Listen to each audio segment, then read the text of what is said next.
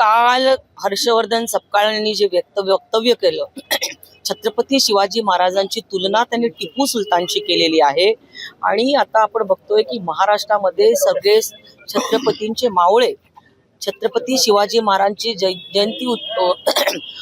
जयंती सोहळ्याच्या तयारीमध्ये लागलेले असताना आज हर्षवर्धन सपकाळांनी छत्रपती शिवाजी महाराजांची तुलना ही टिपू सुलतानची करणं हे महाराष्ट्रासाठी कलंक आहे।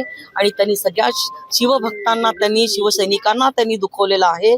परंतु आज दुर्दैव असं आहे की आज महाराष्ट्रामध्ये ह्या वक्तव्याला 24 तास उलटलेले असताना उद्धव ठाकरे त्याच्यावरती बोलत नाहीये। बाळासाहेब थोरात, नाना पटोले, रोज बोलणारे वड्डेट्टीवार आणि राजसाहेब ठाकरे असतील आणि आमचे सकाळी 10 वाजता मीडियामध्ये बोलणारे संजय राऊत साहेब आज टिपू सुलतानचं उदात्तीकरण होत असताना महाराष्ट्रामध्ये ब्र काढायला तयार नाहीये। त्यांनी खुलासा करावा उद्धव सेनेने, राजसेनेने, की ते हर्षवर्धन सपकाळांच्या भूमिकेशी सहमत आहे का। आज तरी चित्र असं दिसतंय। परंतु तुम्हाला सांगते, जर प्रदेश अध्यक्षांनी राजीनामा दिला नाही तर त्यांना आम्ही महाराष्ट्रामध्ये भारतीय जनता पार्टीचे कार्यकर्ते जे आहेत ते त्यांना फिरू देणार नाही।